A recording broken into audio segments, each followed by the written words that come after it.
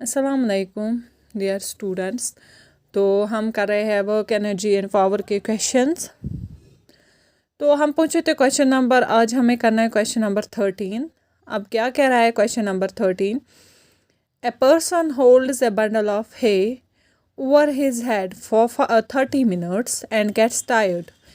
Has he done some work और not? Justify your answer. Question क्या कह रहा है? एक पर्सन है जो कि एक लोड कैरी कर रहा है अपने हेड पे, और लोड क्या कैरी कर रहा है? वो बंडल ऑफ है 30 मिनट्स तक। अब हमें कहना है कि वो थक भी जाता है, वो टायर्ड हो चुका है। क्या उसने कोई वर्क डन की है? हमें अपना आंसर जो है उसको जस्टिफाई करना है। तो इसमें आप लिखेंगे when a person holds a bundle of hay over his head, gravitational force acts on the hay downwards, but there is no displacement in the bundle of hay in the direction of force, so no work is done. तो जैसा कि हमने पहले भी ये example बताई थी, ऐसी एग्जाम्पल कि अगर पर्सन अपने हेड पे लोड कर रहा है कैरी, तो जो ग्रेविटेशनल फोर्स होता है वो एक्ट करता है डाउनवर्ड्स, बट वहाँ पे कोई डिस्प्लेसमेंट नहीं होता है in the bundle of A.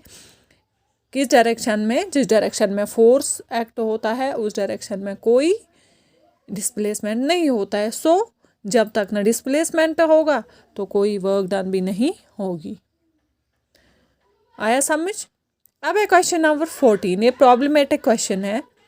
An electric heater is rated 1500 watt. How much energy does it use in 10 hours? एक इलेक्ट्रिक हीटर है जिसकी पावर रेटिंग 1500 वाट है। अब कितनी एनर्जी वो यूज़ करता है 10 आवर्स में, 10 आवर्स में? तो हमें पता है हम इसको कैसे सॉल्व करेंगे। Energy consumed bye an electric heater can be obtained with the help of the expression P is equal W/T। हमें पता है पावर होता है बराबर वर्क डन बाय टाइम, ठीक है ना। तो यहाँ पे जो पावर दिया गया है दैट इज 1500 वाट, और उसको जब हम कन्वर्ट करेंगे तो 1.5 किलो वाट में कर सकते हैं, क्योंकि वहाँ से जो टाइम है वो भी दिया गया है आवर्स में, इसलिए हम वाट को चेंज करेंगे किलो वाट में, यानी कि इसको डिवाइड करेंगे 1000 से, तो ये बन जाएगा 1.5 किलो वाट। ये भी हमें पता है कि जो वर्क डन होती है वो किसके बराबर होती है? शाबाश। Work done is equal to energy consumed by the heater. जो वर्क डन है वो किसके बराबर है? कितनी एनर्जी कंज्यूम की है हीटर ने, यानी कि यहाँ पे हम लिख सकते हैं P is equal W/T is equal to work done के बराबर हम वर्क डन के बदले हम लिख सकते हैं energy consumed divided by time taken, ठीक है। तो उसके बाद जो एनर्जी कंज्यूमर निकलेगा दैट इज W के बदले जब हमने E लिखा तो E किसके बराबर निकला? P into T। वही हमने यहाँ पे लिखा है। Therefore energy consumed is equal to power into time, और जो पावर दिया गया है दैट इज़ 1.5, और टाइम जो है यहाँ पे दिया गया है दैट इज 10 आवर्स, तो ये आएगा 15 kilowatt hour. Hence, the energy consumed by the heater in 10 hour is 15 kilowatt hour. इसलिए जो एनर्जी कंज्यूम की है किसने? हीटर ने 10 आवर्स में, वो कितनी की है? 15 किलोवाट आवर। आया समझ? शाबाश। अब है question number 15। Illustrate the law of conservation of energy by discussing the energy changes which occur when we draw a pendulum bob oscillate. Why does the bob eventually come to rest? What happens to its energy eventually? Is it a violation to the law of conservation of energy? ये question आप अपनी text book से भी उतार सकते हैं, वहाँ पे डायग्राम भी बनाई गई है, तो वो ये क्वेश्चन आप उसी से उतार लेना कि हमें इलस्ट्रेट करना है law of conservation of energy इस पेंडुलम बॉब में, ठीक है। तो जब वो ऑसिलेट करता है तो कौन सी एनर्जी चेंजेस होती है उसमें, और बॉब जो है वो कैसे इवेंचुअली कम टू रेस्ट, वो कैसे रेस्ट में आता है, क्यों आता है वो रेस्ट में, और उसकी जो फाइनल एनर्जी होती है उसको क्या हो जाता है, क्या वो वहाँ पे वायलेट कर रहा है law of conservation of energy. ये सारे क्वेश्चंस हैं, एक ही क्वेश्चंस में दिए गए हैं, तो इन सब का आंसर हमें देना है। अगर आपको याद होगा जब हम पढ़ रहे थे law of conservation of energy, तो हमने एग्जांपल दी थी कि कैसे पोटेंशियल एनर्जी चेंज होती है काइनेटिक एनर्जी में, जबकि एक कोई भी चीज़ ड्रॉप होता है सर्टन हाइट से, ठीक है ना। तो अब हमें हाँ हम law of conservation of energy में ये दूसरी एग्जांपल भी दे सकते हैं कि law of conservation of energy जो होती है वो इसमें भी फॉलो होती है, ठीक है। तो वो कैसे होता है ये हम इसमें डिस्कस करेंगे। पहले हम देखेंगे कि ये जो पेंडुलम बॉब होता है ये ए पोजीशन पे होता है, उसके बाद आता है पी पोजीशन, उसके बाद बी पे। ए बी जो पोजीशंस होती है उसकी, ये इसकी क्या पोजीशन होती है, एक्सट्रीम पोजीशंस होती है। A and B mean position होती है पी, ठीक है। अब हम इसका आंसर जो है वो लिखेंगे। सर जो मैंने फर्स्ट आंसर लिखा था वो थोड़ा बड़ा हो रहा था, इसलिए मैंने इसको अब दूसरा आंसर यहाँ पे लिखा है, तो आप भी यही लिखेंगे। When the pendulum bob is pulled, say towards left, the energy supplied is stored in it in the form of potential energy on account of its higher position. When the pendulum is released so that it starts moving towards right, then its potential energy changes into kinetic energy such that in mean position it has maximum kinetic energy and zero potential energy. As the pendulum moves towards extreme right, its kinetic energy changes into potential energy such that at the extreme position it has maximum potential energy and zero kinetic energy.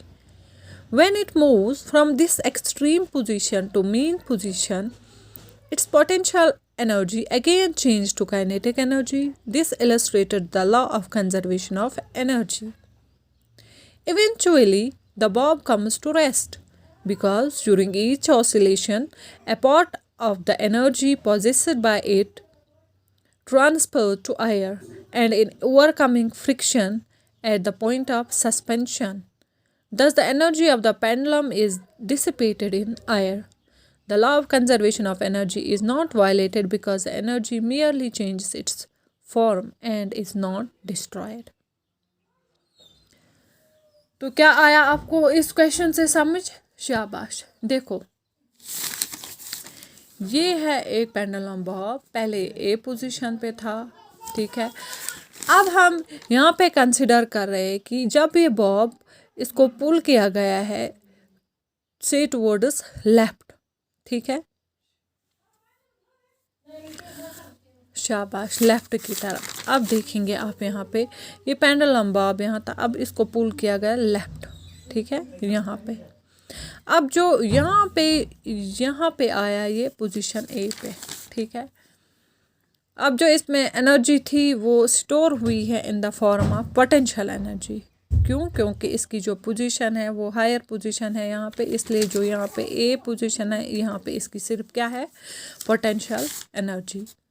उसके बाद क्या होता है, अब जब हम pendulum को release करते हैं इट स्टार्ट्स मूविंग, ठीक है ना। ये पहले इसको यहाँ पे खींचा गया तो यहाँ पे सिर्फ इसकी पोटेंशियल एनर्जी है because on account of its height.